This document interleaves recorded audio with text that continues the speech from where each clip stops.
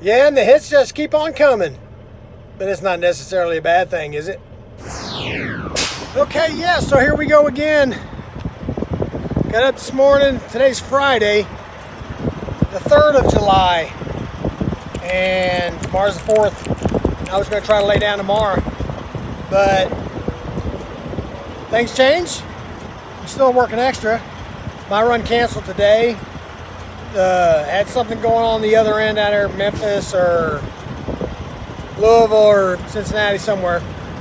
I had freight on this end, but they had a big mix-up on the other end. They decided just to cancel the whole run for the day.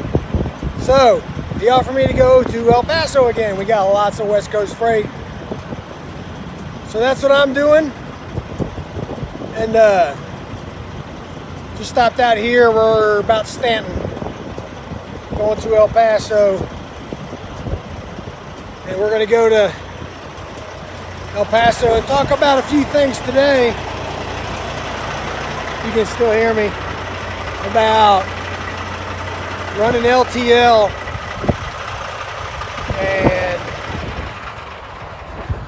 and shut off these fleet trucks. Anyway, we're going to talk about how we run our runs and how we do our schedules and how it compares to your truckload common carrier guys.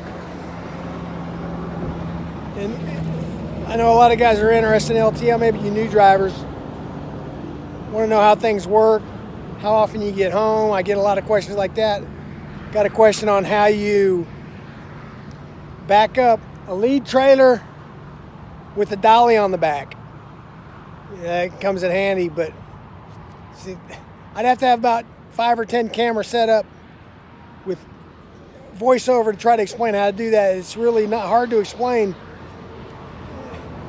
It's different. You gotta do the opposite of what you think to get that dolly to move the way you want it to go. It's hard enough with a long trailer backing up a trailer, but putting a short trailer with a real short dolly, converter dolly on it, back of it, and then back it up.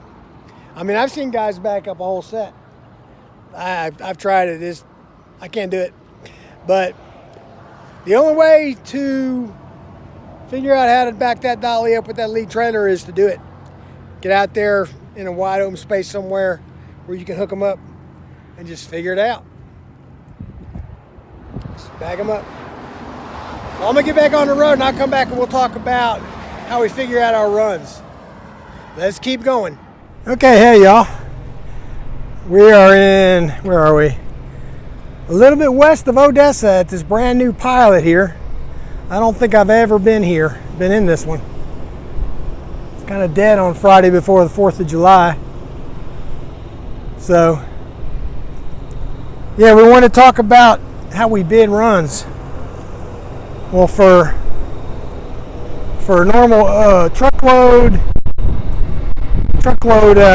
common carrier guys, you probably, seniority probably doesn't have a whole lot of sway in what y'all do other than maybe a vacation or something like that. But for an LTL, we have dedicated set runs that we bid on. We don't, when you say you bid, you don't pay for them, but when it comes time to do run selections, you pick according to your seniority. Number one guy goes in, picks what he wants, and goes on down from there.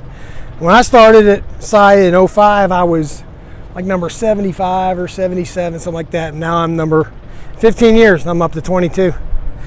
So I got a pretty good choice. A lot of those good choices that are good runs with good miles are at night. In the last couple of years, I've been running days, and I like days way too much. So try to stick with the days, and we're bidding right now, as a matter of fact. So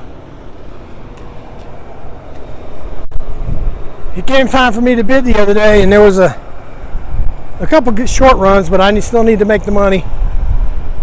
And so starting in 2 weeks, well, a week from this coming Tuesday, today's Friday, a week from this coming Tuesday, I'll start running to Billings, Oklahoma. I'm sure a lot of you know where that is. If you don't, I think it's exit 203 on I-35 up in Oklahoma, north of Oklahoma City, just a couple hours. So go up there and I'll meet a Kansas City driver. Come back to Dallas. And when we get started on that run, I'll video some of that and let you know how that goes and maybe some different things we might see going up there. But yeah, that's how we bid. We bid runs, and we have run selections. And some years it comes around like they change a bunch of things or have a bunch of guys quit or they get rid of. Sometimes they'll get rid of runs or add runs. We can bid 2, 3, 4 times a year. And this year we haven't bid in a long time. It hadn't been a year, I don't think. Maybe 8, 9 months. I'm not sure. I don't keep track. But yeah, now we're bidding again. And usually when we bid, the truck stays with the run. I mean, back 20 years ago, the driver stayed with the truck. And I think, my opinion, is the driver that's going to stay with his truck and know that he's going to keep his truck is going to take better care of his truck. That's my opinion. That's what I'd rather do all the time. But they went to, I guess they wanted to keep track of mileages or something like that. So they went to doing more, keeping the trucks on the runs that are running. But anyhow, this time when we bid, because of the COVID stuff, Lionel director in Dallas, I think, convinced them to leave the trucks with the drivers that are in them right now.